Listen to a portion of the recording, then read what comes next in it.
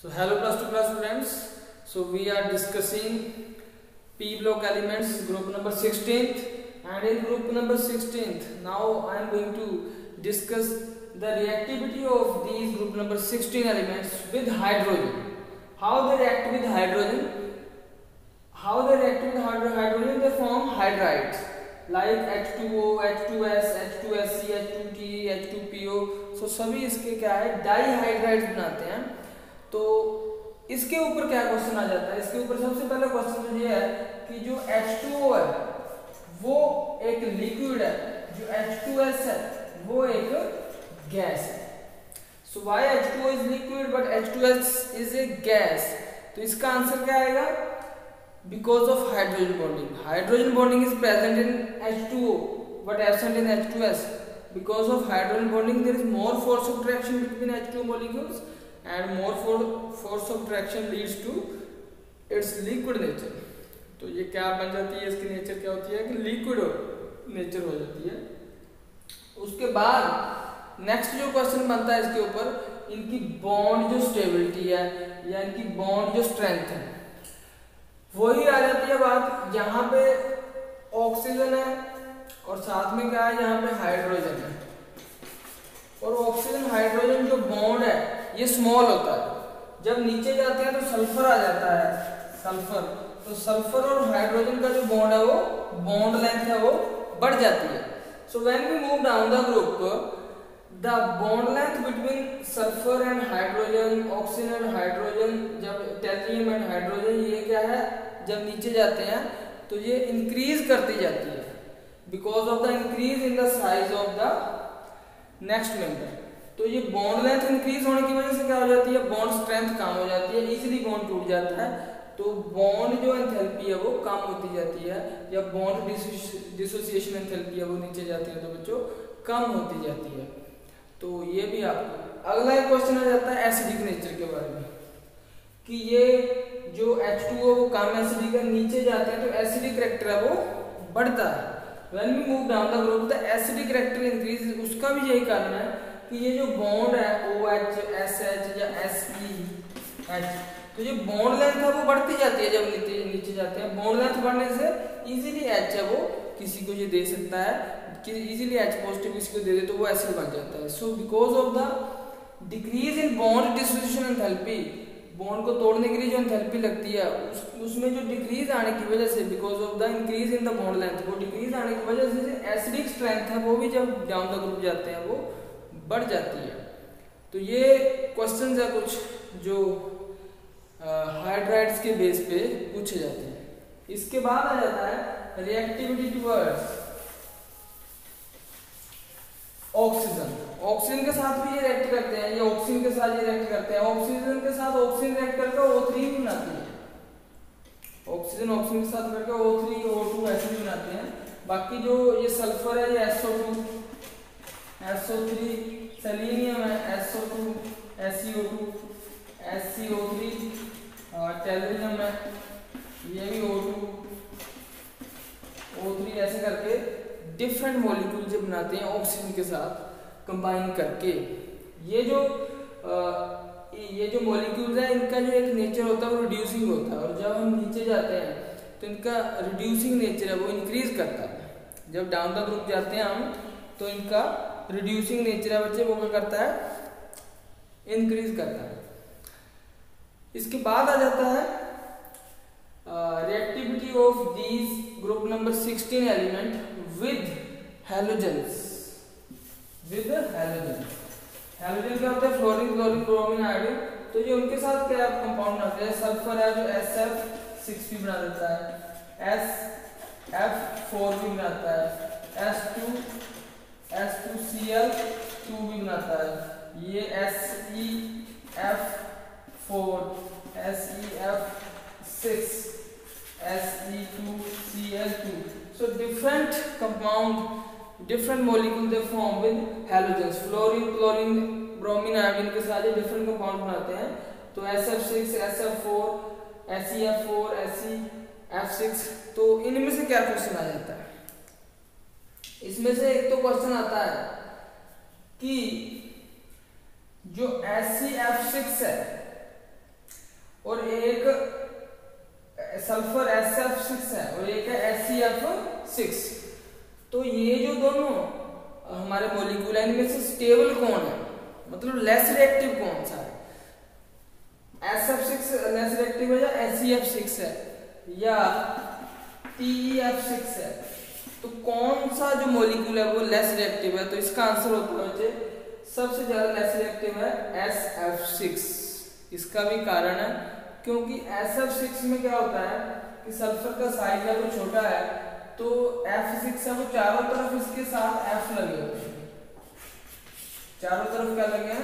F molecule लगे हैं fluorine, ऐसे 1 2 3 4 5 6। तो चारों तरफ इसके क्या लगे होंगे? फ्लोरीन मॉलिक्यूल लगे होंगे किसके? सल्फर के। तो कोई बाहर से, ये सल्फर है, कोई बाहर से कोई X मॉलिक्यूल आके अंदर अटैक नहीं कर सकता क्योंकि ये घिरा हुआ है 6 फ्लोरीन से। लेकिन बात करें अगर हम टेलुरियम की या सेलेनियम की, तो इसमें क्या होता है कि साइज टेलुरियम का बड़ा है, इसलिए अगर वो F अगर लगे भी हैं तो उतना उसको शील्ड नहीं कर पाते। अगर F चारों तरफ लगे हैं तो उतना शील्ड नहीं करते, अटैक पॉसिबल है। लेकिन सल्फर का साइज कम होने की वजह से जो अटैक है बाहर से होना वो इतना इजी नहीं है, तो ये इसका कारण होता है। और इसके बाद एक इसमें रिएक्शन है जो वो है कि जो SE2Cl2 है, SE2 जो Cl2 है ये हमें क्या देता है? डिस्प्रपोर्शनेशन रिएक्शन शो करता है। ये SeCl2 कौन सा रिएक्शन शो करता है? डिस्प्रपोर्शनेशन, मतलब SeCl4 प्लस हमारे पास आ जाता है 3He। सो कोई आपसे पूछ ले कि P ब्लॉक एलिमेंट का जो 16th ग्रुप है उसमें कोई ऐसा मेंबर जैसे सेलेनियम का कोई डिस्प्रपोर्शनेशन रिएक्शन बताइए, तो वो ये जो रिएक्शन मैंने लिखा है ये डिस्प्रपोर्शनेशन रिएक्शन है। क्या होता है डिस्प्रपोर्शनेशन रिएक्शन? जिसमें एक ही रिएक्शन में किसी एक एलिमेंट की ऑक्सीडेशन स्टेट है वो 2 से ज्यादा है, मतलब उसकी ऑक्सीडेशन स्टेट होती है, चेंज होती है, वेरी होती है। मतलब इसकी ऑक्सीडेशन स्टेट Se की यहाँ है, इसकी -1 है तो इसकी +1 है, तो यहाँ Se की +4 है, यहाँ Se की ऑक्सीडेशन 0 है। सो एक ही एलिमेंट है selenium but its oxidation change 3 time, मतलब यहाँ भी कुछ है, यहाँ भी कुछ है, यहाँ भी कुछ है। ऐसे रिएक्शंस को हम क्या बोलते हैं? Disproportionation reaction, in which one single element shows more than 2 types of oxidation state, मतलब 3 टाइप ऑफ ऑक्सीडेशन स्टेट्स है वो शो कर रहा है, +1b +4b और 0b। इसके बाद जो हमारा टॉपिक आता है बच्चों वो आता है preparation of oxygen, preparation of O2। Oxygen की प्रेपरेशन आ जाती है, ऑक्सीजन की प्रेपरेशन। तो कैसे प्रिपेयर करते हैं हम ऑक्सीजन को? बड़ा सिंपल मेथड है हमारा ऑक्सीजन को प्रिपेयर करने का, KClO3, इसको क्लोरेट बोलते हैं, पोटेशियम क्लोरेट। तो क्लोरेट को हीट करेंगे in the presence of MnO2, manganese dioxide के साथ इनकी प्रेजेंस में इसको हीट करते हैं हम, तो हमारे पास बन जाता है 2KCl प्लस 3O2 प्लस हमारे पास बन जाता है 3O2। तो ये जो जो बना है हमारे पास ऑक्सीजन जो इसमें प्रिपेयर हो गया है, तो ये एक मेथड है फर्स्ट। सेकंड मेथड है इसको प्रिपेयर करने का ऑक्सीजन को, वो है जैसे मेटल ऑक्साइड है जैसे Ag2O, इसको क्या करेंगे हम? हीट करेंगे। जब इस मेटल ऑक्साइड को हीट करेंगे तो ये डिकम्पोज हो जाएगा, ऐसे 2 को लेंगे हम, क्योंकि ऑक्सीजन 2 बनाने हैं तो 2 मॉलिक्यूल लेंगे ऐसे, तो ये डिकम्पोज हो जाएगा, ये Ag है वो अलग हो जाएगा, प्लस ऑक्सीजन है वो अलग हो जाएगा O2। तो ये है कि डिकम्पोजिशन रिएक्शन हम यूज कर सकते हैं ऑक्सीजन को बनाने के लिए। Ag2O = 4Ag + 3O2, ये दूसरा मेथड है। थर्ड मेथड इसको जो ऑक्सीजन को बनाने के लिए हमारा है हाइड्रोजन परऑक्साइड H2O2। H2O2 से भी हम क्या कर सकते हैं? ऑक्सीजन को प्रिपेयर कर सकते हैं बच्चों। इसमें हमें करना क्या पड़ेगा, इसमें भी हमें मैग्नीज डाई ऑक्साइड MnO2 की प्रेजेंस में हम इसको क्या करेंगे, हीट करेंगे। तो ये हमारे पास 2H2O प्लस O2, तो ये भी हमारे पास क्या बन जाएगा 2H2 प्लस O2। तो यहाँ भी हम ऑक्सीजन बना सकते हैं। सो ये 3 मेथड है जिनमें हमने देखा KClO3 से Ag2O3 से H2O2 थे, और एक मेथड है ऑक्सीजन और बनाने का, वो है फ्रॉम एयर। एयर में भी ऑक्सीजन होती है, आपको पता है। सो एयर में ऑक्सीजन भी है, नाइट्रोजन भी है, CO2 भी है, अलग अलग गैसेज हैं। तो इसको क्या करते हैं, हम पहले CO2 को एयर से हटा देते हैं, उसके बाद हम इसको क्या करते हैं, एयर को क्या करते हैं, लिक्विफाई कर लेते हैं। लिक्विफाई करके उसमें से हमने डिस्टिलेशन, फ्रैक्शनल डिस्टिलेशन से हम क्या करते हैं, ऑक्सीजन को अलग कर लेते हैं और नाइट्रोजन को अलग कर लेते हैं। तो ये भी एक मेथड है ऑक्सीजन को बनाने का। उसके बाद जाती है प्रॉपर्टीज ऑक्सीजन की। तो ऑक्सीजन एक कलरलेस गैस है, ओडरलेस गैस है। ऑक्सीजन बहुत सारी मेटल्स के साथ ये रिएक्ट कर लेती है, जैसे कि कैल्शियम के साथ ऑक्सीजन रिएक्ट करके क्या बनाती है, कैल्शियम ऑक्साइड। और सिल्वर है, सिल्वर के साथ ऑक्सीजन रिएक्ट करके क्या बना देती है, सिल्वर ऑक्साइड Ag2O। तो यहाँ अगर हम 4 ले लेंगे, यहाँ 2 लिख सकते हैं, तो Ag2O। तो इसके अलावा जो फॉस्फोरस है P4, इसके साथ ऑक्सीजन रिएक्ट करके बनाती है P4O10। इसको 5 लगा लो, यहाँ पे P4O10 हो जाता है। इसके अलावा कार्बन के साथ ऑक्सीजन रिएक्ट करके CO2 भी बना लेती है, और कार्बन मोनोऑक्साइड भी बना लेती है।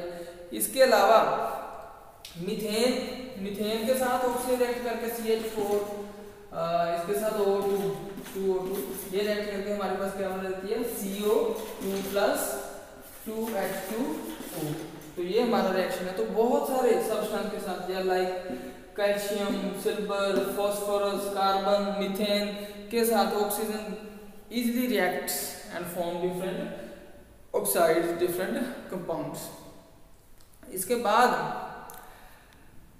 इसके आ जाते हैं यूजेस। ऑक्सीजन के यूजेस क्या है, यूजेस तो ऑक्सीजन के आपको पता रेस्पिरेशन के लिए यूज होता है। ऑक्सीजन जो है, किसी चीज़ को जलाना हो तब ऑक्सीजन की रिक्वायरमेंट पड़ती है। ऑक्सीजन से बहुत सारे केमिकल्स हमारे बनते हैं। तो इसके अलावा हॉस्पिटल्स में यूज होती है ऑक्सीजन। सो इसके यूजेस है, वो भी आपने इसके डिटेल में पढ़ने हैं। इसके बाद आ जाता है बच्चों some simple oxides. Some simple oxide मतलब जैसे SO2, CO2, CaO, MgO या एल्यूमिनियम ऑक्साइड या Al2O, ये क्या है, सारे सिंपल ऑक्साइड हैं। तो इनके बारे में थोड़ा स्टडी करना है। ये जो नॉन मेटल ऑक्साइड होते हैं, ये सल्फर है वो नॉन मेटल है, ये नॉन मेटल ऑक्साइड है, ये एसिडिक नेचर होती है आमतौर पे नॉन मेटल ऑक्साइड।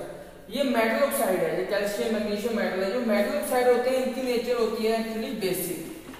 क्यों इनकी ऐसी नेचर होती है, क्योंकि जो एसिडिक ऑक्साइड है, क्योंकि जो नॉन मेटल ऑक्साइड है, ये जब पानी के साथ रिएक्ट करते हैं, पानी में जब इनको हम डिसॉल्व करते हैं तो ये बनाते हैं एसिड H2SO3, ये एसिड बनाते हैं।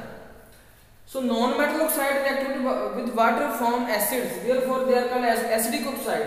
और जो बेसिक जो मेटालिक ऑक्साइड होते हैं, ये जब रिएक्ट करते हैं वाटर के साथ तो ये बनाते हैं हमारे पास CaOH ट्वाइस, बेस बनाते हैं। तो इनको बोलते हैं हम बेसिक ऑक्साइड। और कुछ ऑक्साइड ऐसे भी होते हैं जो एसिड के साथ भी रिएक्ट कर सकते हैं, बेस के साथ भी रिएक्ट करते हैं, मतलब जो एसिड भी बिहेव कर सकते हैं, बेस भी एज ए बिहेव कर सकते हैं। उनको बोलते हैं हम amphoteric oxide, amphoteric oxide. So amphoteric oxides are those oxides which can behave as acid as well as base. They can react with acid as well as with base. So three type of oxides are there. Acidic oxide mainly non-metal oxide होते हैं, basic oxide mainly metal oxide होते हैं, और कुछ metal oxide amphoteric oxide भी होते हैं, मतलब वो ऐसे acid and base भी react करते हैं, means वो acid के साथ भी react करते हैं, base के साथ भी react करते हैं। उसका reaction भी दे रखा है एक NCERT बुक में, वो भी जरूर आपने पढ़ना है। इसके बाद हमारा आ जाता है नेक्स्ट केमिकल, उसको बोलते हैं ओजोन। ओजोन में क्या है, ओजोन का फॉर्मूला है O3। इसको बनाते कैसे हैं, बनाते ऐसे हैं कि हमने ऑक्सीजन से बनाना O2 से 3O2। इसमें जरूरत होती है, ये एंडोथर्मिक रिएक्शन है, इसमें थोड़ी एनर्जी की जरूरत होती है, तो इसमें एक साइलेंट इलेक्ट्रिकल डिस्चार्ज की जरूरत होती है, इलेक्ट्रिकल डिस्चार्ज। तो साइलेंट इलेक्ट्रिकल डिस्चार्ज के बाद ये 3O2 ये 2O3 बन जाता है, ओजोन बन जाता है। O3 मीन्स ओजोन होता है। तो ये ओजोन लेयर भी है ऊपर, आपको पता है, उसके जो है उस लेयर में होल भी हो रहा है, जैसे फ्रियोन या जो भी फ्रियोन्स है, जैसे जो रेफ्रिजरेशन में यूज़ करते हैं या स्प्रेज में यूज़ करते हैं, तो उसकी वजह से वो होल जो ओजोन में है उसकी वजह से वो क्रिएट हो रहा है। तो वो भी इंपॉर्टेंट है उसको रोकना, क्योंकि ओजोन लेयर है हमें हार्मफुल रेज से बचाती है। तो ये ओजोन लेयर है या ओजोन है, ये बनाने का तरीका आपको मैंने बता दिया। इसके बाद ये ओजोन है एक ऑक्सीडाइजिंग एजेंट है, ऑक्सीडाइजिंग एजेंट है ये जो है ओजोन। क्यों? क्योंकि ये ऑक्सीजन ये ओजोन जब ये ब्रेक होती है, इजीली ब्रेक हो जाती है, ये हमें O2 प्लस O देती है।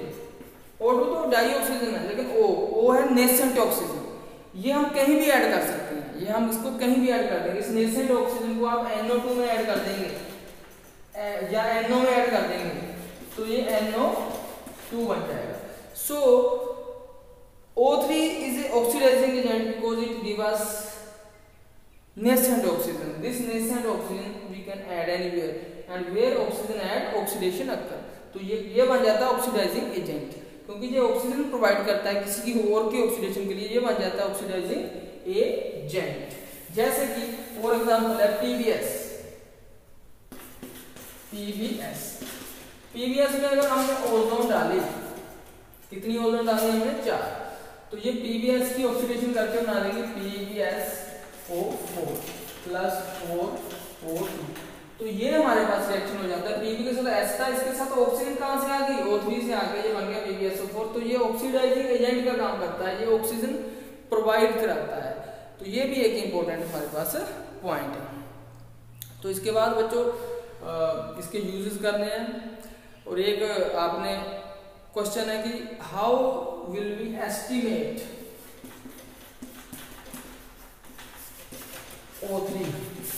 O3 की हम एस्टिमेशन कैसे कर सकते हैं। तो अगर ऐसा क्वेश्चन आ जाए कभी कि how will you estimate O3, तो उसके लिए आपको ये रिएक्शन लिखना पड़ेगा कि O3 की अगर एस्टिमेशन करनी है तो हमें उसका रिएक्शन कराना है आयोडाइड से। ये पोटेशियम आयोडाइड होता है, इसमें आयनिक इक्वेशन है, तो आयोडाइड से रिएक्शन करवाना है पानी की प्रेजेंस में। तो हमारे पास यहाँ पे आयोडीन बनेगा, आयोडाइड से रिएक्शन बना के क्या बनेगा, आयोडीन बनेगा। जितनी क्वांटिटी में O3 होगा उतनी क्वांटिटी में हमारे पास क्या बनेगा, आयोडीन बनेगा। तो आगे आयोडीन की क्वांटिटी जब हमें पता चल जाएगी, कैसे पता चलेगी, हम टाइट्रेट कराएंगे, इसका भी एक रिएक्शन करवाएंगे, किसके साथ, सोडियम थायोसल्फेट के साथ। वहां से हमें आयोडीन की क्वांटिटी पता चल गई, आयोडीन की क्वांटिटी से हमें क्या पता चल जाएगा, O3 की क्वांटिटी पता चल जाएगी, उससे हम इसको एस्टिमेट करा सकते हैं। सिंपली आपको अगर क्वेश्चन आ जाता है तो आपने ये रिएक्शन लिख देना है कि हम कैसे O3 को एस्टिमेट करेंगे, इसकी क्वांटिटी कितनी है ये कैसे पता चलेंगे, तो हम उसका रिएक्शन करा देंगे आयोडाइड से।